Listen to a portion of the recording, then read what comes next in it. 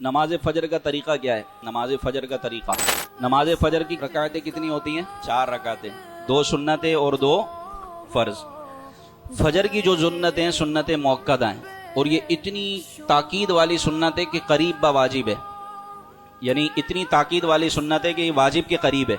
हमेशा नबी पाक सल्लल्लाहु अलैहि वसल्लम ने फजर की सुन्नतें अदा फरमाई और इसमें हदीस पाक भी है कि ये बहुत ज़्यादा ताकीद वाली हैं और बहुत बड़े अजर वाली हैं फजर की सुन्नतें। इसलिए फ़ुक़हा ने यह हुक्म दिया कि अगर इमाम ने पहली रकात भी पढ़ ली हो फजर की नमाज की फ़र्ज़ की, दूसरी रकात में भी हो, फिर भी आपने सुन्नत फजर अदा करनी है, यहाँ तक कि आपको ये यकीन हो कि मैं सुन्नतें पढ़ के जमात को पालूंगा, जमात में शामिल हो जाऊंगा, तब आपने 2 रकातें सुन्नतें पहले पढ़नी है।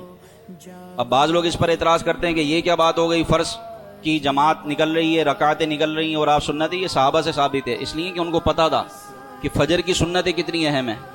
हज़रत अब्दुल्लाह इब्न मसूद, हज़रत अब्दुल्लाह इब्न अब्बास, ये दोनों सहाबा हैं। तहावी शरीफ उठाएं, हदीस की किताब है, इसमें वाज़े तौर पर मौजूद है कि एक मरतबा इमाम सल्लल गदाता फजर की नमाज़ पढ़ा रहे थे और हज़रत अब्दुल्लाह इब्न मसूद ने सुतून के पास खड़े होकर पहले 2 रकातें सुन्नतें अदा की, फिर उसके बाद फजर की जमात में शामिल हुए।